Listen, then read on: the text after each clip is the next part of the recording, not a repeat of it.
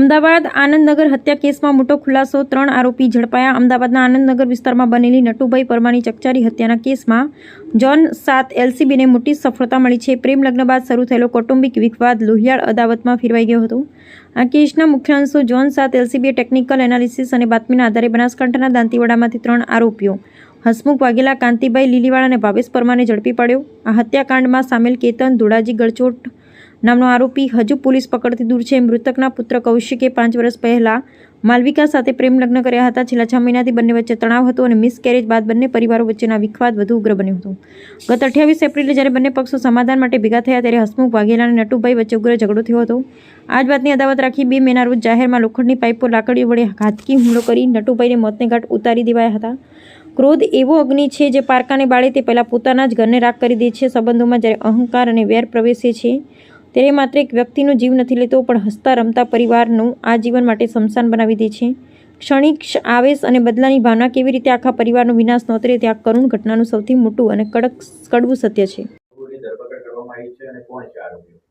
તારીખ 2/5/2026 રોજ Anandnagar police station વિસ્તારમાં જીવરાજ બ્રિજના નીચે બાપા સીતારામ મોબાઈલ સ્ટોરની આગળ એક ઈસમ નટુભાઈ પરમાર કરીને એની 4 ઈસમોને લોખંડની પાઇપ અને લાકડીથી માર મારીને હત્યા કરી દીધેલ હતી. અને તે પછી આનંદનગર પોલીસ સ્ટેશનમાં હત્યાની એફઆઈઆર એક નોંધાયેલી હતી. તે પછી તરત જ આનંદનગર પોલીસ સ્ટેશનની અને ઝોન 7 એલસીબીની ટીમ એની શોધખોળમાં, એની ઓળખાણમાં અને ડિટેક્શન માટે પ્રયત્નશીલ થઈ ગઈ હતી. એ દરમિયાન એનો લોકેશન બનાસકાંઠામાં મળ્યું હતું અને બંને ટીમ બનાસકાંઠા રવાના થઈ અને બનાસકાંઠા લોકલ પોલીસની મદદથી પણ એ 4માંથી 3 આરોપીઓની દાંતીવાડામાંથી ધરપકડ કરેલી છે.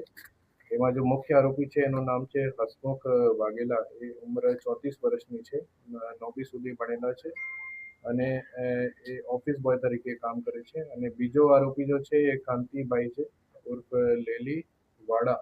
એ પ્લમ્બિંગનું કામ કરે છે અને 46 વર્ષની ઉંમર છે, ધોરણ 9 સુધી ભણેલા છે. એમાં ત્રીજો આરોપી ભાવેશ પરમાર કરીને છે, એની ઉંમર 36 વર્ષ છે, 9મી સુધી ભણેલા છે અને લાલ દરવાજામાં લોખંડની દુકાનમાં કામ કરે છે.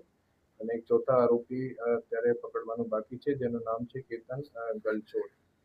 આ હત્યાનું મૂળ કારણ એવી છે કે જો મરણ જનાર છે એના દીકરા છે કૌશિક, અને કૌશિકને લગ્ન 5 વર્ષ અગાઉ પ્રેમ લગ્ન થયા હતા માલવિકા જોડે. અને માલવિકાની મધર વર્ષાબેન, જો મુખ્ય આરોપી છે હસમુખ વાઘેલાની કૌટુંબિક બહેન છે.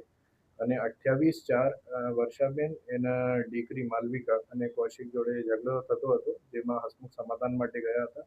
અને તે પછી હસમુખ અને સાથીઓ જોડે કૌશિકને ઘરે ગયા હતા, જ્યાં હસમુખ અને મરણ જનાર નટુભાઈ વચ્ચે ઝઘડો થયો હતો. અને એ ઝઘડાની અદાવત રાખીને 2 તારીખના દરમિયાન એને હસમુખે अपने સાથીઓ સાથે જઈને લોખંડની પાઇપ અને લકડાથી માર મારેલ હતી, જેમાં એની મૃત્યુ થઈ ગઈ હતી. એક આરોપીની અત્યાર સુધી તપાસ ચાલુ છે એને ગોતવાની, અને બીજા આનંદનગર પોલીસને આગળની કાર્યવાહી હાથ ધરી છે. એના એક લાઈનમાં એવું કહી શકે, જો આપણે મેટર્નિટી લગ્નના ડિસ્પ્યુટ જો છે એ કારણના એક બનાવમાં હત્યાના બનાવનું મુખ્ય કારણ છે, જેમાં વર્ષાબેનની દીકરી માલવિકા અને કૌશિક એનો હસબન્ડ એને વચ્ચે ડિસ્પ્યુટ ચાલતા હતા. અને 6 મહિના અગાઉથી ડિસ્પ્યુટ એમાં શરૂ થયેલા હતા. અને એ ડિસ્પ્યુટ આગે કરીને વર્ષાબેનના ભાઈ હસમુખ અને કૌશિકના ફાધર મરણ જનાર નટુભાઈ એ વચ્ચે એટલા મોટા થઈ ગયા. મુખ્યત્વે કારણ હકીકત શું સામે આવી છે? ક્યાંક ને ક્યાંક એવી પણ વાત સામે આવી હતી કે જે મિસકેરેજની વાત હતી, તેને લઈને બંને પરિવાર વચ્ચે છેલ્લા 6 મહિનાથી મનદુખ ચાલી રહ્યું હતું.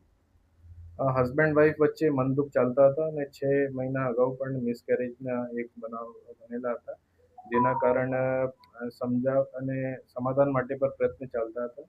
અને એ જ દરમિયાન 28 તારીખે એ જો હસમુખ અને નટુભાઈ વચ્ચે એક ઝઘડો થયો હતો અને એ ઝઘડાના અદાવત રાખીને મર્ડરના બનાવ બનેલો. કૌશિક દ્વારા કરવામાં આવ્યો હતો, કૌશિકના પરિવાર દ્વારા કરવામાં આવ્યો હતો, એ તપાસમાં શું સામે આવ્યું ગર્ભપાતને લઈને? અત્યાર સુધી પ્રાથમિક માહિતી મિસકેરેજની છે અને આગળની તપાસમાં હસમુખ અન્ય આરોપીઓને લઈ આવ્યો હતો.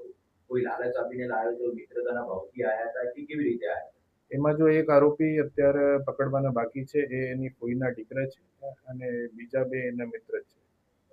તો આ લોકો ફરાર ક્યારે થયા, કઈ રીતે થયા, કયા માધ્યમથી થયા અને હત્યા કરવા માટેનું નક્કી ક્યારે થયેલું હતું આ લોકો વચ્ચે? એ અહીંયાથી બે આપની બાઇક જોડે અહીંયા આવ્યા હતા અને એ બાઇક કરીને પછી ઉબરથી એ રાણીપ વિસ્તારમાં ગયા અને ઉબર કરીને તે પછી એ બસ કે બીજા માધ્યમથી બનાસકાંઠાના જો મૂળ ગાંવ છે ત્યાં ફરાર થઈ ગયા હતા. અને એનો આગળનો મોટિવ એવું છે કે રાજસ્થાન જઈને કદાચ ત્યાંથી આગળ ફરાર થઈ જાય એવી એની માનસિકતા છે. મંદિરે કઈ ગયા હતા કોઈ? આ મંદિરે છુપવા માટે અને પોલીસથી બચવા માટે મંદિરો વિસ્તારમાં જુદા જુદા નાના ગેસ્ટ હાઉસ હોય છે, તેમાં એ પોલીસથી ગિરફથી બચવા માટે ત્યાં ગયા. સાહેબ, હત્યા જ કરવાનું નક્કી કર્યું હતું કે માત્ર સબક શીખવાડવાનું નક્કી કર્યું હતું? એ અત્યારે કન્ફર્મ નથી કે કહી શકાય, બટ જે મેને માર મારેલી હતી એના હત્યાના મોટિવ સ્પષ્ટ થાય છે. કોઈ ગુનાહિત